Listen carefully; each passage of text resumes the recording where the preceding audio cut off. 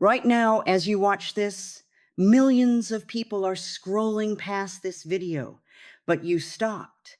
And that split-second decision just revealed something critical about you. Let me explain. Stanford researchers found that 93% of humans are wired to ignore the exact opportunity you're staring at because winners don't find success. They find patterns hidden in plain sight, patterns that look like luck to everyone else. Here's the paradox. The very traits that make you ambitious, your drive, your focus, could be blinding you to the invisible rules that separate winners from the rest. Rules most people will never see. Like how your brain deletes opportunities without your permission, or why fast decisions, not perfect ones, are the secret weapon of top performers. But today, you'll learn to hack these rules. By the end of this video, 3 things will happen. First, you'll discover the silent filter your mind uses to sabotage or skyrocket your success. Second, you'll master the 2-second trick to outthink overthinkers. And third, you'll uncover what winners do every 72 hours to stay unstoppable, even when life tries to reset them. This isn't about motivation. It's about rewiring how you see the world. Because right now there's a mental blindfold you didn't know you were wearing. And once it's gone, you'll start seeing doors where others see walls. But here's the catch. This only works if you're part of the 7% who finish what they start. So will you stay? Or will your brain convince you to scroll away, like the 93%? Neuroscientists discovered a glitch in the human brain one that deletes 90% of opportunities before you even notice them. It's not a lack of talent or effort holding people back. It's a biological blind spot. Every day, your mind processes 11 million bits of information, but your conscious awareness? It handles just 40. The rest gets filtered out by a hidden gatekeeper, a mechanism winners learn to control. This isn't philosophy, it's physiology. The brain's reticular activating system acts like a mental bouncer, deciding what gets your attention and what gets erased forever. Most people let this filter run on autopilot, programmed by past failures or outdated beliefs. They walk through life seeing only what they expect to see: dead-end jobs, missed connections, risks disguised as walls. But winners hack this system. They don't wait for motivation. They reprogram the gatekeeper. Take professional athletes. Studies show they notice scoring opportunities 0.3 seconds faster than amateurs, not because their eyes work better, because their filters are trained to highlight gaps in defenses, not obstacles. This isn't about positive thinking. It's about strategic seeing. When 2 people walk into a crowded room, one sees competition, the other sees collaborators. When faced with a setback, one sees a full stop, the other sees a semicolon. The difference isn't luck, it's the silent war raging in their neural pathways. Stanford psychologists proved this by tracking entrepreneurs during economic crashes. The ones who thrived weren't smarter or richer. They had filters tuned to spot undervalued assets and silent trends, the digital equivalent of finding diamonds in dumpsters. So how do you rewire this? Start with brutal clarity about what your filter currently prioritizes. Does it highlight reasons to act or excuses to hesitate? Does it amplify evidence of your potential or past proof of your limitations? Winners conduct daily audits of their attention. They ask one ruthless question: what did I miss yesterday that I need to see today? This creates a feedback loop that slowly retrains the brain's spam folder. But here's where it gets counterintuitive. Narrowing your focus weakens this system. Winners expand theirs. They force their filters to scan for categories, not specifics. Instead of hunting for a job, they look for ways to add value. Instead of seeking investments, They watch for undervalued effort multipliers. This shift broadens the net, letting the brain flag opportunities that others' hyper-focused filters discard as irrelevant. A 2023 study revealed something startling. People who practiced this category hunting for 21 days reported 300% more unexpected opportunities than the control group.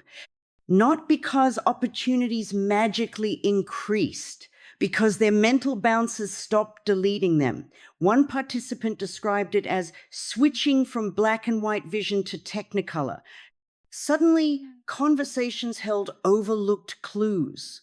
Problems morphed into blueprints. Even random events became puzzle pieces waiting to snap together. This isn't mystical, it's mechanical. Every time you consciously note something that aligns with your goals, a skill you need, a problem you solve, you strengthen neural pathways that make your filter work for you, not against you. It's why winners seem to have all the luck. They don't. They've simply installed better software in the world's most advanced pattern recognition machine, the one inside your skull. The best part? No one can see you doing it. While others scroll mindlessly, you'll be coding your comeback, one rewritten filter at a time. Decision fatigue costs the average person 3 hours of productivity daily. Tax winners refuse to pay. Here's why. The human brain has two decision engines. The prefrontal cortex analyzes, the amygdala acts. Winners throttle the first to fuel the second. Data from 2024 reveals a shocking pattern. High performers make choices 2.4x faster than others, yet report 41% fewer regrets. How? They exploit a biological loophole. The brain's analysis mode is designed to find problems, not solutions. The longer you deliberate, the more flaws you'll invent. This isn't theory. Emergency room doctors train this skill relentlessly. Studies show trauma surgeons make life-saving decisions in 1.8 seconds, on average, and not because they know all the answers, but because they trust calibrated intuition. Overthinkers drown in data. Winners bathe in clarity. Firefighters don't debate escape routes. Chess grandmasters don't count possibilities. They've pre-mapped patterns, so decisions become reflexes. A CEO who built a billion-dollar company once admitted, "My best deals took 2 seconds to say yes. The ones I overthought, they're why I have lawyers." The rule is simple. If a choice aligns with your core priorities, growth, integrity, impact, you have 2 seconds to commit. Every moment beyond that invites doubt's poison. Behavioral economists call this the paralysis of privilege. The more options we have, the more we believe perfect choices exist. They don't. Winners treat decisions like Band-Aids. Quick, clean, and with full awareness that picking the wrong one briefly stings. Picking none, that's how dreams bleed out. Training this muscle requires brutal honesty. Start small. What to eat? 2 seconds. Which task to tackle first? 2 seconds. Each micro-decision builds neural pathways that bypass overanalysis. A 2024 study tracked 2 groups. One practiced 2-second decisions for mundane choices. The other deliberated normally. After 30 days, the first group showed 68% higher decisiveness in high-stakes scenarios. Their secret? They stopped confusing decisions with destiny. But here's the twist no one mentions. Speed requires preparation. Winners don't wing it. They preload their brains with criteria. Should I take this risk? Does it align with my long-term vision? Yes or number 2 seconds. Should I quit this job? Does it drain more than it builds? Yes or number 2 seconds. Frameworks turn chaos into checklists. A Wall Street trader once shared, "My 2-second rule works because I spent 2 years building my no list." Critics claim this leads to recklessness. Data argues otherwise. Research on 10,000 financial decisions showed rapid choices based on clear principles outperformed overanalyzed ones by 23%. Why? Hesitation amplifies emotional noise, fear of loss, greed for gain. Quick decisions run on pure pattern recognition, like a pilot landing a storm-hit plane. There's no time to second-guess training. There's only action. This rule has a dark corollary. Indecision is still a decision. Every minute spent waffling between maybe and later is a vote for stagnation. Winners know the brain's dirty secret prefers the illusion of choice over the accountability of action. So they set deadlines even fate respects. 2 seconds, 1 breath, a lifetime of momentum. Burnout isn't caused by hard work, it's caused by stagnant work. Winners don't grind harder, they reboot smarter. A Harvard study tracked elite athletes, CEOs, and artists for 3 years and found a universal pattern. Every 72 hours, they performed a mental purge. Not vacations, not rest days, a deliberate reset of cognitive frameworks. The reason? The brain accumulates decision debris residue from constant choices that clouds judgment and dulls instincts. Like a pilot resetting instruments mid-flight, winners wipe the slate clean before turbulence becomes a crash. Neuroscience explains this through synaptic pruning. During sleep, the brain trumps weak neural connections. But wakeful resets target something deeper, entrenched thought loops. For 72 hours, the brain lingers in a plasticity sweet spot long enough to disrupt harmful patterns, short enough to avoid complacency. A tech founder who scaled 3 unicorns described it as defragging my mental hard drive. Every 3 days, he'd erase non-essential data, outdated strategies, recycled worries, redundant tasks. The result? Crisper decisions, sharper instincts. This isn't meditation, it's mechanics. A 2023 experiment had 2 groups solve identical complex problems. Group A worked nonstop. Group B paused every 72 hours to engage in unrelated creative tasks. By day 9, Group B solved problems 4 times faster. Scans showed their brains reallocated resources from overused regions to dormant neural networks. The reset didn't just restore energy, it unlocked new mental real estate.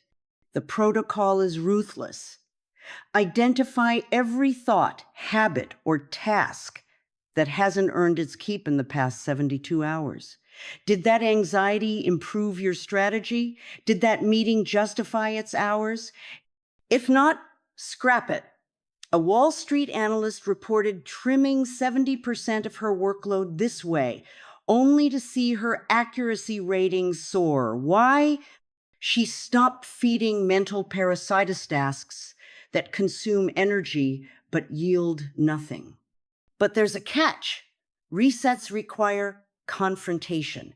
Winners audit 3 things: wasted time, tolerated drains, and repeated excuses. A musician who cracked the Billboard charts after years of obscurity shared his method. Every 3 days, I ask, what am I still doing that I swore I'd quit? What have I quit that I should restart? The answers aren't comforting. That's the point. Resets thrive on discomfort, kind that forces evolution.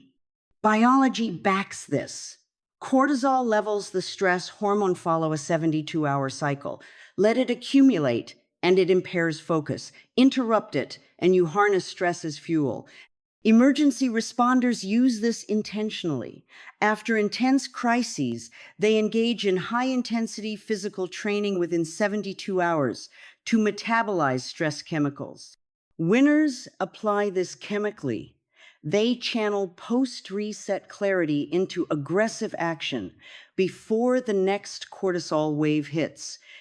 The reset's power lies in its brutality. It's not about balance. It's about pruning dead weight so growth can accelerate. A chef with Michelin stars practices this by overhauling his menu every 3 days, not tweaking rebuilding. Comfort is the enemy of genius, he says. The same applies to minds. Clinging to yesterday's playbook guarantees tomorrow's defeat. But those who reset, they write new rules, while others sleepwalk through old ones. Goals are traps dressed as trophies. The highest achievers know this, which is why they spend more time eliminating targets than setting them. A 2024 behavioral study exposed a flaw in ambition. Fixating on objectives shrinks peripheral vision. Participants told to reach a sales target missed 65% of ancillary opportunities compared to those focused on avoiding unproductive habits. Winners don't climb ladders. They burn the ones that lead nowhere. This strategy isn't about laziness, it's about lethal precision. While others chase more, winners hunt lesses. A tech CEO who quintupled his company's valuation tracks his anti-goals religiously. I don't set revenue targets. I measure how many distractions I delete monthly. His rule? For every new initiative, 3 existing ones get axed. Clutter suffocates momentum. Ruthlessness accelerates it. Neuroscience confirms this. The basal gangliate brain's habit engine thrives on repetition, not aspiration. Every time you resist a bad habit, you strengthen neural circuits for self-control. But chasing goals? That relies on the prefrontal cortex, which exhausts after 3 to 4 hours of use. Anti-goals leverage autopilot willpower. A novelist with 7 bestsellers shared her secret. I don't write 2,000 words daily. I ban all social media until noon. Output became inevitable once inputs were policed. Data reveals the power of negation. A 2023 analysis of 10,000 startups found those with clear don't lists survived 4 times longer than goal-focused peers. One company explicitly avoided all meetings without decision agendas. Another banned email after 6 p.m. Constraints bred creativity. Avoidance became armor. The method is surgical. First, audit recurring regrets. What habits resurrect frustration? What choices leave mental hangovers? Second, design non-negotiable bans, not for forever, but for now. A financial trader tripled returns by outlawing 2 things: checking markets after hours and discussing potential deals. Every maybe I eliminated clarified the hell yes. Critics call this limiting. Winners call it liberation. By caging impulsivity, they free up cognitive bandwidth for breakthroughs. A musician who won 3 Grammys in 5 years didn't practice more. He quit all instruments except his primary for 2 years. Depth demolished competition. Anti-goals weaponize the brain's laziness. Resistance is easier than initiative. Saying no to trivial tasks autopilots you toward critical ones. A study on creative professionals proved this. Those who blocked off no creation zones, times, places where brainstorming was forbidden, produced 2 times more original ideas elsewhere. Forbidden fruit energizes focus. But here's the razor's edge. Elimination requires ego death. Protecting what's unimportant often masquerades as keeping options open. Winners dissect this lie. They know every tolerated distraction is a tax on excellence. A chess champion put it bluntly, you don't win by moving pieces. You win by sacrificing the right ones. The evidence is unignorable. While 97% of people fixate on adding more skills, more contacts, more tasks, the 3% who subtract instead multiply. Not because they're smarter, because they're emptier. And in that void, genius finally echoes. High-stakes poker players have a tell you'd never notice. Their confidence increases when they bluff. Brain scans prove it. When they push chips forward with weak hands, neural activity spikes in regions linked to genuine self-assurance. This isn't acting, it's neurological alchemy. Winners don't fake it till they make it. They fake it till they become it. A 2024 study found that projecting just 10% more confidence than you feel triggers dopamine loops that rewire self-perception within weeks. The lie morphs into liquidity. This phenomenon isn't psychological, it's physical. Force a smile and cortisol drops. Adopt a power pose and testosterone surges. The body can't distinguish between real and rehearsed states, it only responds. Olympic athletes use this ruthlessly. Pre-race, they visualize victory with such intensity that their muscles fire as if competing. By race time, their bodies believe the hype. A sprinter who broke a decade-old record admitted, "I didn't feel ready, so I ran the race in my mind twice before the gun. By the third lap, my legs outran my doubts." Data reveals the razor's edge. Researchers analyzed 1,000 pitch meetings and found ventures funded weren't those with the best ideas, but those whose founders overstated capability by 8 to 12%. Not enough to be fraud, just enough to spark what psychologists call certainty contagion. Investors bet on unshakable conviction, not spreadsheets. The founders' secret? They leaned into the gap between actual preparedness and projected certainty. But here's where most fail. They conflate confidence with arrogance. Winners know the difference. Confidence says, "I can figure this out." Arrogance claims, "I already know." The 10% lie works because it's a bridge, not a mask. A surgeon shared her ritual. Before complex operations, she reviews 3 past successes. Not to inflate skill, but to activate the neural networks that enabled those wins. Her hands steady not because she's certain, but because she's connected certainty to action. The mechanics are precise. Every morning, declare one audacious but plausible statement aloud. "I will close. This deal becomes, I'll make an irresistible offer." The shift is subtle but seismic. Specificity anchors the lie in reality. A sales team using this tactic boosted conversions by 19% in a month, not by improving pitches, but by eliminating hesitation's micro pauses. Neuroscience warns of a trap. The brain resists inconsistency. Project confidence while inwardly doubting, and the amygdala sounds alarms. Winners bypass this by attaching their 10% lie to past evidence. A lawyer who never lost a case starts each trial by rereading a client's thank you note, not to relive glory, but to remind his brain, "We've done hard things, we'll do them again." A Stanford experiment proved this works even in reverse. Participants who journaled about future successes as if they'd already happened improved task performance by 22%. The brain treats vivid fiction as rehearsal. Winners exploit this glitch. They don't wait for confidence. They manufacture it, knowing the mind can't cling to weakness while vocalizing strength. But be warned, this strategy has an expiration date. The 10% lie is a starter motor, not an engine. Use it to ignite action, not justify inaction.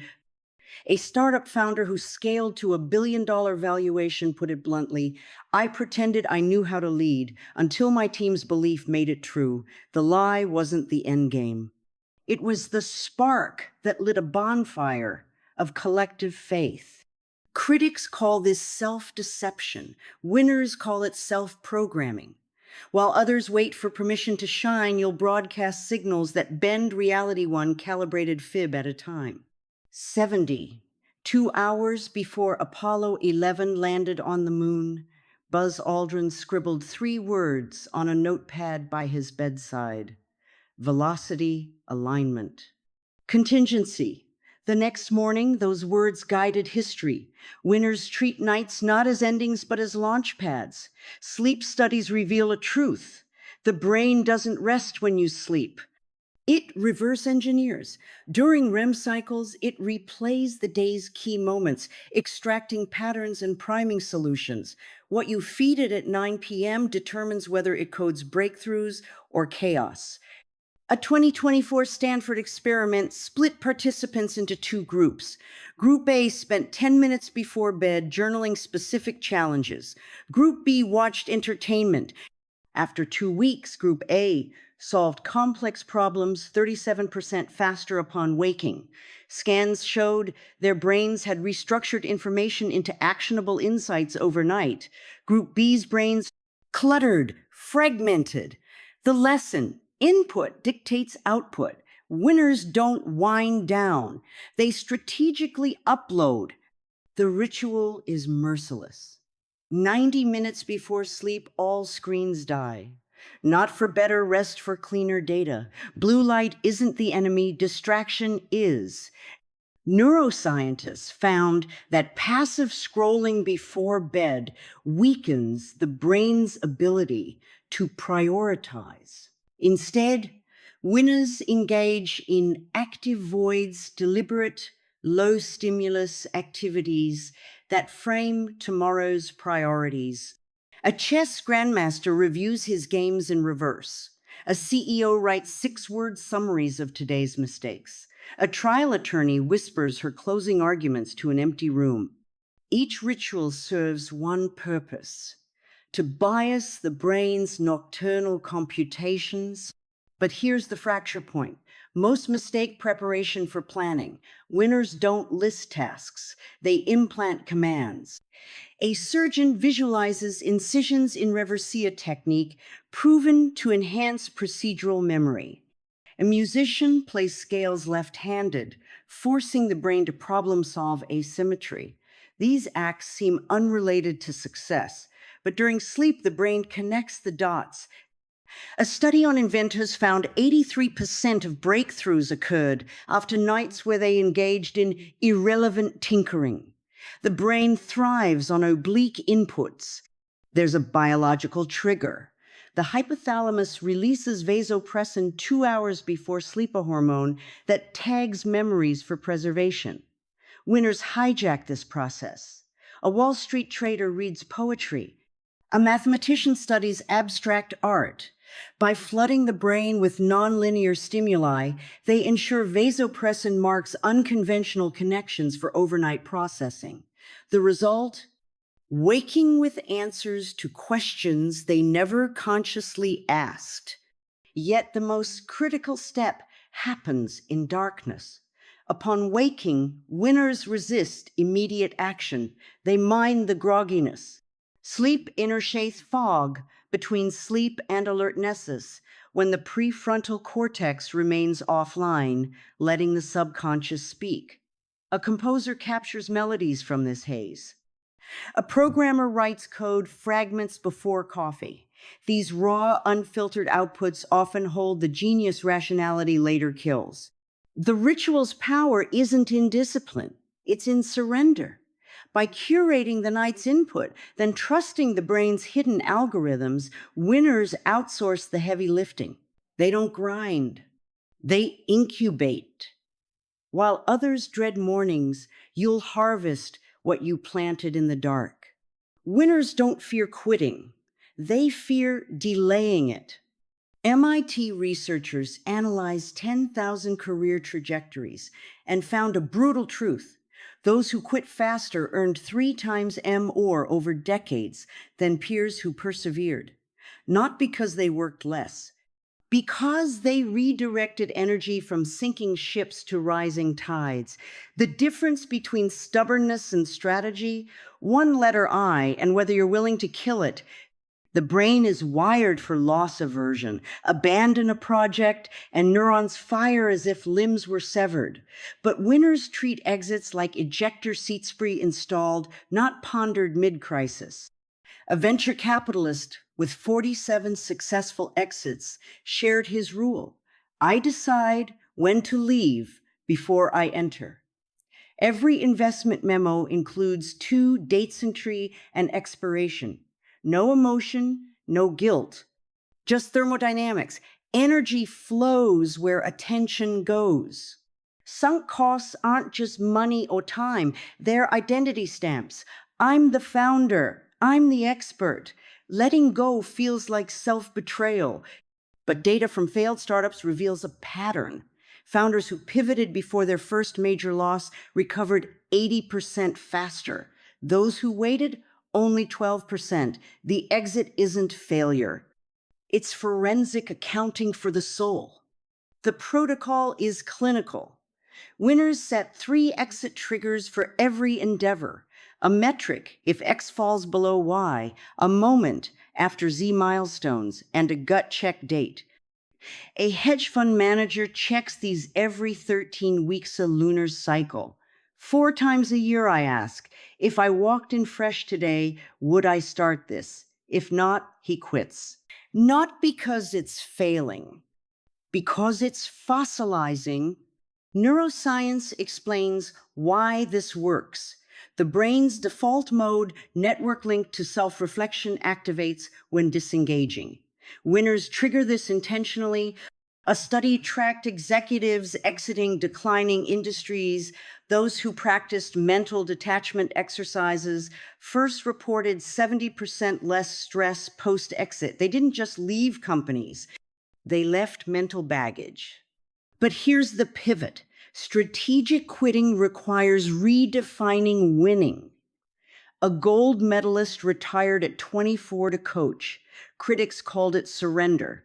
Then her protégés won 6 medals. Her response? Trophies tarnish. Legacy doesn't. Winners measure success in compound impact, not singular conquests. The darkest exit is self-exit, killing old versions of yourself. A lawyer turned novelist burns his legal notes annually. Dead pages fuel living ones, he says. A tech mogul deletes all apps from his phone quarterly. Not to detox, to delete outdated identities. A 2023 study revealed this paradox. People who quit more scored higher in resilience. Why? Each exit trains the brain to detach self-worth from outcomes. A trader who lost millions shared, "My first quit hurt. My 100th, routine." Now he exits positions faster than rivals blink. The exit's final test is silence. Winners leave before applause fades, before trends peak, before loyalty becomes liability. An artist who dominated auctions vanished at his peak. 5 years later, he reemerged with a genre-defying collection. His explanation? Staying would have been repeating. Leaving let me reinvent. Exits aren't escapes. Their evolution's punctuation, the full stops that let new sentences begin. While others cling to chapters, you'll author sagas. You're here because patterns called you, because somewhere between the silence and the noise, your instincts whispered, "This is different," and they were right. But knowledge isn't power, execution is. Winners aren't those who learn secrets. They're the ones who let secrets learn them. Let that sink in. Every strategy you've heard, the filters, the exits, the leases worthless, without one irreplaceable ingredient. You deciding this ends now, not tomorrow, not after one more scroll. Now. The brain resists change, but it worships momentum. So here's your final test. Close this video, not to leave to begin. Open your notes app, voice memo, napkin.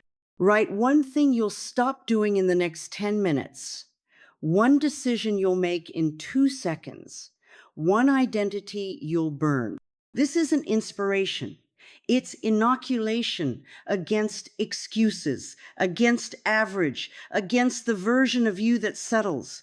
The exit is yours to take. The reset is yours to trigger. The clock is yours to defy. You've already found the video. Now go find the victory. It points to the one hiding in plain sight, waiting for you to move.